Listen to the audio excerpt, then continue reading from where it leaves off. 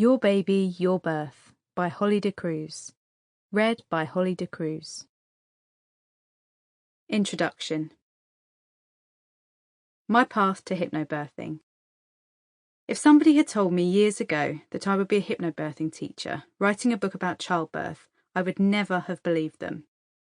I had always thought of childbirth as something that women simply had to endure to have a family, and I honestly dreaded the day when I would have to give birth myself. Despite my own mother having had 2 good births, my only reference was what I'd seen on TV and in films, a dramatic and often traumatic physical experience. Imagine my angst then, when I found myself unexpectedly pregnant at the age of 25.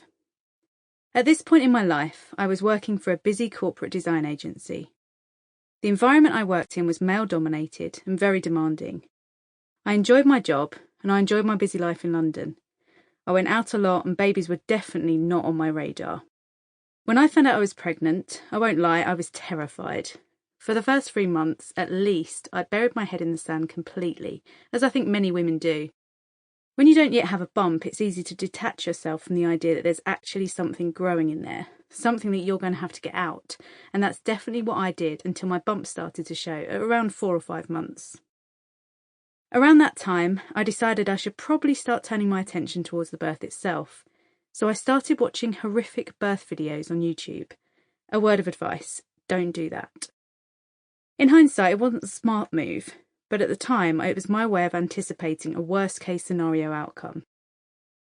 I watched these videos through squinted eyes and felt relieved that everyone survived. And that became my goal for birth, survival. If my baby and I were alive at the end of this, I'd consider it a win. Luckily for me, my partner was a bit older and had lots of friends with children. He seemed much calmer and more positive than me, but I put that down to the fact he wasn't about to push a human being out of one of his orifices. He was keen to approach our pregnancy as a team and encouraged me to talk to some of his girlfriends who, in his words, had had good births. I was sceptical, but in an attempt to make him feel involved, I agreed. When I spoke to his friends and asked them about their births, I couldn't really believe what they were saying.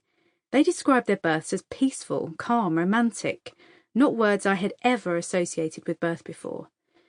I probed for more information, keen to uncover whatever hallucinogens they'd taken to experience this way, and it was then that I first encountered the word hypnobirthing. Now let me say that the second I heard the word, I was cynical. Hypnobirthing? Giving birth while hypnotised? Pocket watches in the delivery room? Oh God. My first thought was that this was probably not for me, but my partner suggested we book onto a course and find out more. I wasn't massively keen, but I agreed, on the understanding that if we had to sing anything or hold hands with other couples, I was leaving. So off we went to our first hypnobirthing class. Him keen, me cynical, and scared. That was the day my life changed forever.